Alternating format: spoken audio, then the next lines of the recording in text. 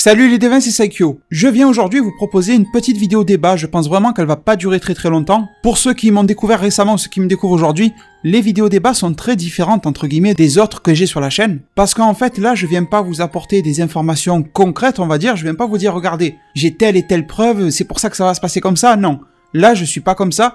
Là, je pars d'une intuition qui me tient vraiment à cœur. Alors, on est d'accord, je vais pas vous proposer une intuition qui sort de n'importe où. Quand je fais une vidéo comme ça, c'est pas pour vous dire que je pense que Kaioshin il va fusionner avec Satan. Voilà, c'est pas pour vous raconter des conneries.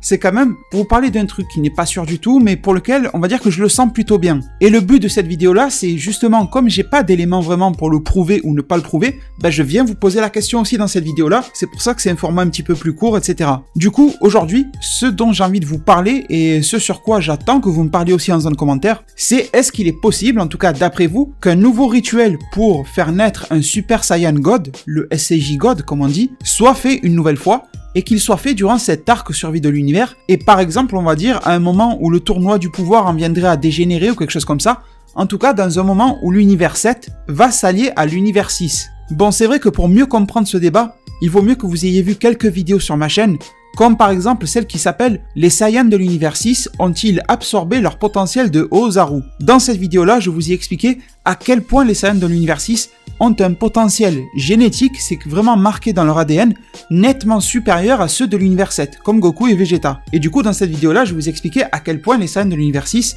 sont capables de maîtriser des transformations très jeunes et tout ça, beaucoup plus facilement, et de manière même abusée par rapport aux transformations de Goku et Vegeta qu'on connaît déjà. Et bien sûr, pour mieux aussi comprendre ce que je vais dire aujourd'hui, c'est pas plus mal si vous avez vu quelques-unes de mes anciennes vidéos dans lesquelles je vous expliquais pourquoi, d'après moi, le tournoi du pouvoir va dégénérer à un moment ou un autre, et forcément si ça dégénère, il va y avoir des ennemis à battre, et on va aussi avoir droit à des associations. Et bien sûr, la première des associations que je vois, c'est celle de l'univers 7 et de l'univers 6. Donc là, je vous ai posé le contexte dans ma tête. Parce que sinon, vous allez me dire, tu racontes des trucs, mais on comprend pas trop. Il valait vraiment mieux que je mette ça au clair. Et bien sûr, ça fait beaucoup de si, et si ça se passe comme ça, et si ça se passait comme ça. Mais c'est le but du débat, de dire et si. Justement, c'est un peu ça la clé. Bon, et justement, je continue dans mon idée, je vous en ai déjà parlé un petit peu.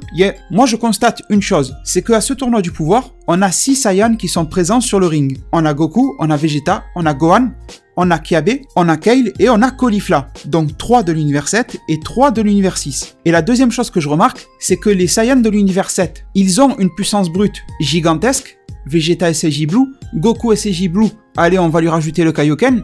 Et on a Gohan avec sa forme potentielle éveillée ultime qu'il vient d'améliorer un peu bizarrement. On a vu qu'il pouvait faire des miracles avec ça aussi. Et de l'autre côté, on a des Saiyans de l'univers 6 qui se débrouillent pas si mal que ça, mais au final en termes de puissance brute, ils sont quoi? Niveau maximum SCJ2. C'est bien, voilà, c'est quand même pas mal le SCJ2, mais c'est pas non plus super fou, sachant que Kiabe lui il est que entre guillemets SCJ1, peut-être SCJ1 full power, mais on s'est compris, on est dans ces eaux-là, on est loin du SCJ3 déjà, on est loin des pouvoirs divins et tout ce qui va avec. Mais par contre, les Saiyans de l'univers 6, en tout cas d'après moi et d'après la fameuse vidéo dont je vous ai parlé, ils ont un potentiel mais des centaines de fois plus grand que ceux de l'univers 7. Donc vous voyez qu'il y a une différence. Un côté on a la puissance et de l'autre côté on a le potentiel. Mis à part le petit cas de Gohan qui lui bon est métissé, donc il a certainement un des plus gros potentiels que l'on connaisse, mais sinon dans l'ensemble on s'est compris. Du coup, je me dis que s'il y a quelqu'un qui devait obtenir une nouvelle transformation divine très bientôt, ça n'est pas du côté de l'univers 7, mais ça serait plutôt du côté de l'univers 6. Parce que si les deux univers s'allient,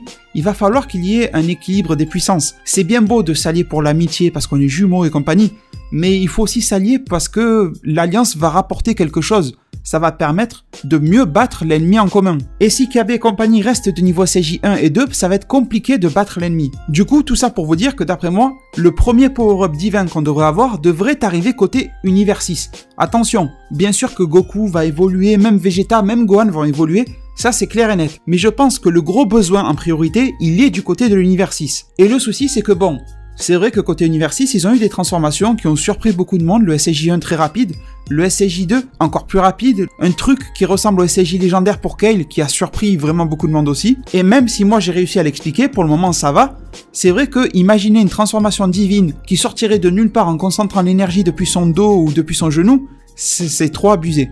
Donc, je pense qu'il faudrait vraiment l'expliquer. Et le problème, c'est que du côté des Saiyans de l'univers 6, les transformations sont presque inconnues. Ils savaient même pas que ça existait, machin, tout ça. Donc en gros, ces gars-là, de l'univers 6, ne peuvent pas découvrir par eux-mêmes une transformation divine. Surtout que là, on est déjà au tournoi.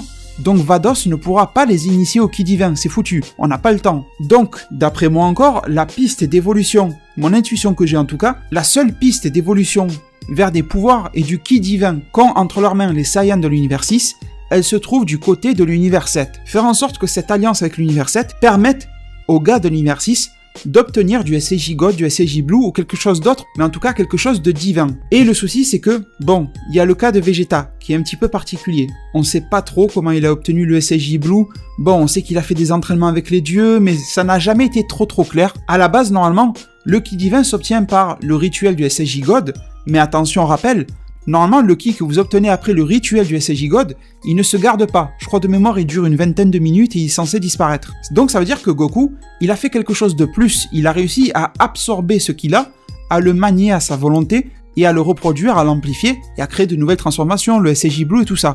Et Vegeta, il a été peut-être un meilleur prodige que Goku, ça on oublie de le dire, parce qu'il a même pas touché au ki divin par le biais d'un rituel.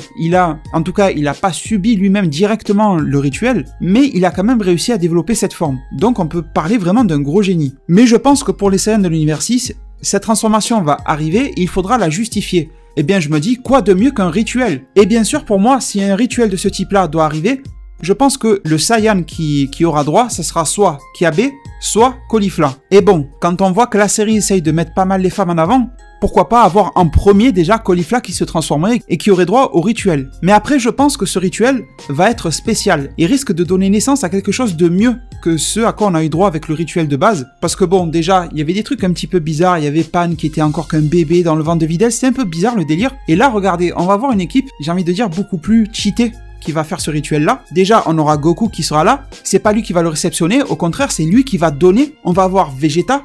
Donc en gros, Goku et Vegeta sont ce qu'il y a de mieux parmi les Saiyans classiques, pas métissés et tout ça de l'univers 7. C'est vraiment ce qu'il y a de top et de mieux. On a Gohan, lui qui est ce qu'il y a de top en termes de métissage. C'est sûrement lui qui a le plus gros potentiel de tous les Saiyans actuels que l'on connaît. Donc il est un Saiyan un petit peu bizarre en quelque sorte. Donc on peut dire qu'il est un peu une sorte de Saiyan dopé, on va le dire comme ça en quelque sorte par rapport à ses origines. Et derrière on va avoir le mélange. Là ce sera pas un rituel issu uniquement de Saiyans d'un univers ou d'un autre. Là ce sera un rituel issu de Saiyans de deux univers différents, sachant que le rituel issu de l'univers 7 est super puissant, on l'a vu sur Goku SAJ God.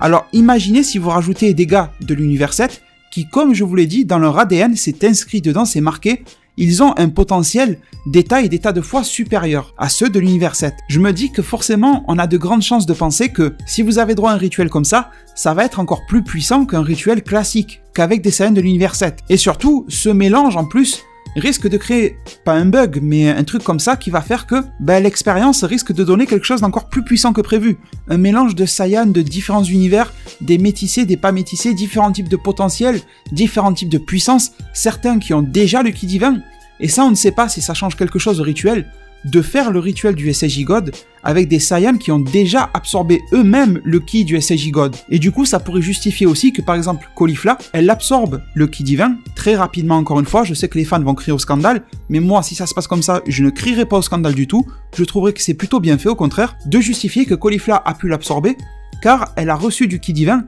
qui a été déjà absorbé par un autre Saiyan. Je sais pas si vous suivez, mais ça pourrait s'expliquer comme ça.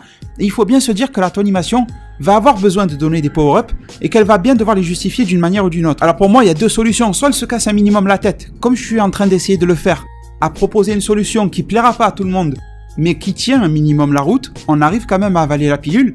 Ou alors, elle ne dit rien du tout, et d'un épisode à l'autre, Caulifla sans rien dire se concentre son énergie de je sais pas trop quelle partie de son corps, elle sent des picotements, et ses cheveux deviennent rouges, violets, bleus, machin.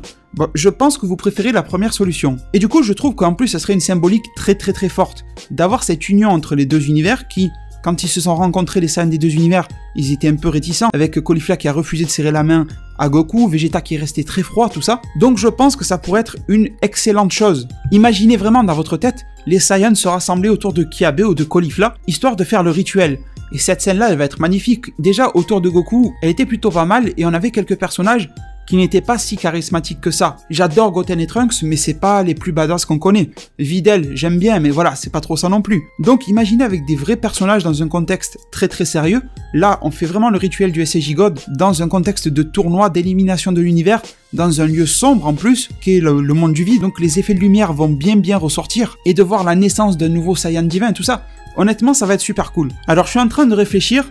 C'est vrai que dans les vidéos débat, je suis en roue libre, j'écris rien et je viens vous parler comme ça. Du coup, j'essaie de réfléchir, j'ai peut-être oublié une idée, j'espère que non. En tout cas, je pense en avoir fait le tour de cette vidéo-là. Et je vous remercie énormément de m'avoir écouté et suivi dans cette vidéo. Bien sûr, la zone commentaire vous appartient et je suis curieux de savoir ce que vous pensez de tout ça. Et je me permets maintenant de vous laisser sur ces mots. Prenez soin de votre futur. Le meilleur moyen d'y arriver, c'est de vous abonner à ma chaîne, de la partager, la liker et la commenter un maximum de fois pour que notre communauté puisse se développer le plus possible sur YouTube. Merci beaucoup et à plus pour de prochains arts divinatoires.